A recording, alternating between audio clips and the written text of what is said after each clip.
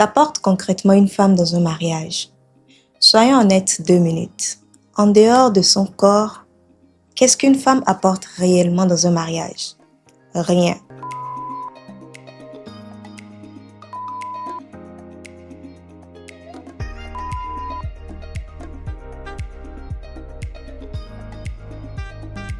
Absolument rien. Si vous n'êtes pas d'accord, alors éclairez-moi. La barre de commentaires est là pour ça. Donc, aujourd'hui, je voudrais qu'on trouve enfin un point d'accord sur l'utilité d'une femme dans un mariage, mais surtout savoir ce que gagnerait un homme concrètement dans un mariage en dehors de l'accès au corps de la femme. Comme le disent si bien plusieurs centaines d'hommes de notre génération, ceux-là qui trouvent que la femme, ou plutôt le mariage, est une perte de temps, de ressources et d'énergie. Alors, restez focus.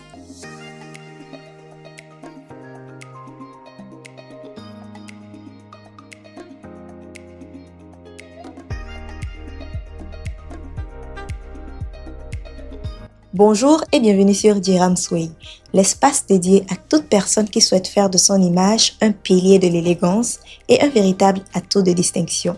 Si vous découvrez la chaîne pour la première fois, je suis Mariam Diré, votre conseillère en images et relations publiques et comme toujours, c'est un réel plaisir pour moi de vous retrouver. Alors, si vous n'êtes pas encore abonné à la chaîne, je vous invite à le faire puis à activer la cloche de notification pour ne manquer aucun de nos rendez-vous.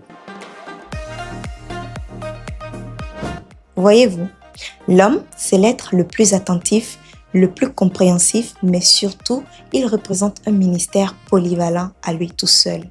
Et c'est d'ailleurs celui-là qui n'hésite pas une seconde à tout sacrifier, ses ressources, son confort et son bien-être pour la femme qu'il compte épouser. Tout commence déjà par le sacrifice ultime, le sacrifice fondateur.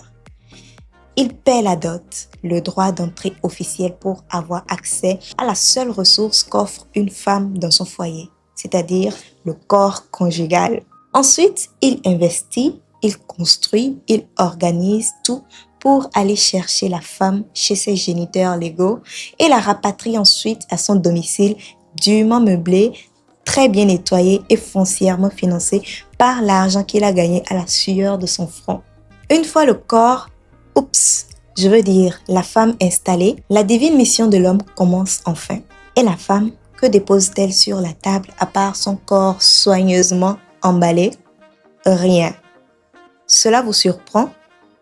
Ne vous inquiétez pas, j'entrerai dans les détails et vous aurez le temps de mieux comprendre ce que je suis en train de dire. Pour cela, entrons dans le quotidien puisque c'est là que la vérité se cache. Madame se couche quand elle veut et se réveille quand bon lui semble parce qu'un corps, son corps si précieux, ne doit jamais être dérangé par la fatigue. Alors, l'homme, que fait-il? Il se lève à l'aube, il nettoie, il range, il fait briller la maison comme une salle d'apparat. Oui, ça c'est le rôle de l'homme marié. Pendant que monsieur, lui, est debout à 5 heures du matin pour le nettoyage et le rangement, pendant qu'il prépare le petit déjeuner et dresse la table, un peu comme si on préparait un festin entre 7h30 et 8h, Madame encore bercée dans son sommeil digne d'une reine mère, toujours enveloppée dans les draps de soie achetés par l'argent de monsieur, ne daigne pas se réveiller pour le moment car c'est trop tôt pour elle. Voici comment se déroule le quotidien d'une femme mariée selon la conception de plusieurs hommes. À 8h, voire 8h30 et parfois 9h, elle décide de se réveiller enfin. Elle va savourer le petit déjeuner soigneusement cuisiné par son mari. Oui, puisque c'est le rôle de l'homme dans un mariage. Faire toutes les tâches ménagères et bien cuisiner pour que sa femme mange correctement. Voilà d'ailleurs pourquoi la plupart des hommes ne veulent plus se marier car c'est carrément devenu de l'esclavage. Après la dégustation, comme une Cléopâtre moderne, elle mérite son bain. Alors, monsieur s'exécute. Un bain de lait symbolique, soin d'attention et de délicatesse. Oui, son corps est précieux et c'est après tout le seul capital qu'elle apporte dans le mariage, n'est-ce pas? Ensuite, monsieur va enfin travailler. Pendant ce temps, madame s'adonne à ses occupations qui varient entre reposer son corps si précieux sur le canapé devant la télévision achetée par l'argent de monsieur, Soit scroller sur les réseaux sociaux à l'affût du dernier buzz, ou peut-être se pavaner dans les magasins pour faire du shopping, sortir avec ses amis et s'offrir des séances de massage aux frais de monsieur. Monsieur revient à 12 heures, il cuisine et je précise que le repas doit être prêt à 12h30, sinon madame pourrait se fâcher et un drame conjugal risque d'exploser, une situation à éviter à tout prix. Alors, après la cuisine, monsieur repart travailler et rentre à 18h30 pour apprêter le dîner. Pendant ce temps, après la fatigue d'une journée harassante à ne rien faire d'utile, madame décide de rentrer se reposer, s'étaler dans le canapé, une bière en main suivant son match de foot. Et parce que la journée de madame a été épuisante, son mari lui fait un massage des pieds avec du sel parfumé. Oui, il ne faudrait surtout pas user son corps, il est si fragile, si sacré. Après tout, c'est son unique contribution dans le mariage, n'est-ce pas? À la fin du dîner, monsieur prépare un thé digestif, puis fait un massage relaxant à sa tendre pour la préparation physique et mentale du moment le plus important, le but ultime du mariage. J'appelle l'instant crac-crac. Soyons honnêtes, c'est pour ça qu'elle est là. C'est la seule chose qu'elle apporte d'ailleurs dans le foyer. Sinon, à quoi servirait-elle d'autre? Dites-moi en commentaire. La belle famille le transforme en homme à tout faire. Il devient le chauffeur, le coursier, l'organisateur, le cuisinier et le boy de la belle famille. Les événements familiaux confirment cette théorie. Monsieur cuisine pour 50, 100, voire 200 personnes. Il doit se charger de l'organisation, de l'installation, de la supervision, de la plonge et du nettoyage. Tout ça pour éviter que sa belle famille dise « Oh, qu'est-ce qu'il est inutile, lui !»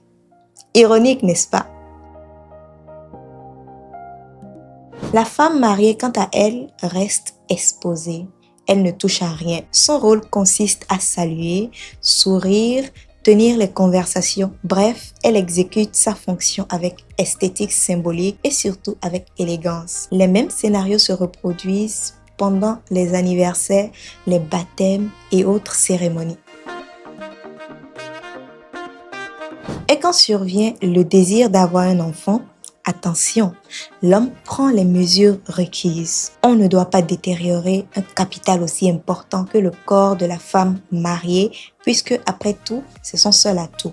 Une mère porteuse ferait l'affaire. Le corps de madame doit rester intact. C'est un patrimoine, pas un outil. On ne doit donc pas l'abîmer avec une grossesse. On ne doit pas le fatiguer avec les stress ou même l'endommager avec les vergetures, les cellulites, les masques de grossesse, le ventre flasque, les prises de poids ou même les seins qui ramollissent. Ça, jamais. Alors, on fait appel à la mère porteuse. Et quand bébé arrive, madame dort tranquillement dans sa chambre puisque désormais, on fait chambre séparée. Monsieur, lui, veille jusqu'à 5 heures du matin. Il nourrit bébé, il change les couches, il chante les berceuses et fait tout pour que bébé soit au mieux dans son confort. Au lendemain, il est déjà au boulot à 8 heures après sa routine habituelle, c'est-à-dire les tâches ménagères, la préparation du petit déjeuner pour sa chère et tendre épouse qui n'apporte rien dans le mariage à part son corps. Comme à son habitude, il rentre à l'heure du déjeuner, cuisine, nettoie, range et repart au boulot. Pendant ce temps, bébé est pris en charge par la nounou qui rentre dès que le monsieur revient le soir. Et madame, quant à elle, va qu'à ses occupations habituelles et se repose. Son corps doit rester intact, ne l'oubliez pas, car après tout, c'est sa mission principale, ou plutôt, c'est son unique mission dans le foyer. L'homme travaille, la femme se repose. Chacun a sa mission, un partage équitable, chacun a son rôle précis dans le foyer. Le linge, le repassage, le ménage, l'éducation, les rendez-vous à l'hôpital, les dîners entre amis, les rencontres en famille et tout ce qu'il y a comme activité, c'est monsieur. Sans bien sûr oublier la charge mentale. Tout ça, c'est monsieur qui doit tout porter sur ses épaules. La femme, elle, continue d'être le seul atout physique, pour ne pas dire sexuel du foyer. Au final, une question demeure presque métaphysique. Si la femme n'apporte que son corps dans le mariage, alors pourquoi exige-t-on d'elle l'amour, la fidélité, la loyauté, la patience, la compréhension, le don de soi, la sagesse, la maternité, la douceur et la responsabilité morale, sans bien sûr oublier domestique? Curieux, n'est-ce pas? Sans doute parce que cette logique ne reflète en rien l'utilité réelle d'une femme dans un foyer, mais plutôt montre l'image qu'ont certains hommes des femmes, tout simplement parce qu'ils ne font que calquer leurs propres images sur la femme, cataloguer leurs propres ressentis, c'est-à-dire leur inutilité sur la femme. Et donc, pour ne pas se sentir frustrés, ils se permettent simplement de dire « la femme n'apporte rien dans un mariage en dehors de son corps ». Ce genre de discours absurde et totalement sexiste n'est là que pour rappeler une chose. Réduire un être humain à sa fonction la plus basique ou la plus visible est l'une des formes les plus subtiles de violence. Réduire la femme à son corps, c'est une forme de violence que les hommes normalisent. N'oubliez pas que celui qui ne voit en la femme que son corps révèle en réalité la pauvreté de son esprit. De vous à moi, si vraiment une femme ne valait que son corps dans un mariage, alors pourquoi vous mariez-vous? Sur ce, je vous invite à liker la vidéo, à la partager autour de vous afin de célébrer nos fameux hommes qui se tuent à la tâche pour l'épanouissement des femmes. Je vous donne rendez-vous très prochainement pour un sujet tout aussi intéressant et même plus. D'ici là, portez-vous bien. Merci et à très bientôt.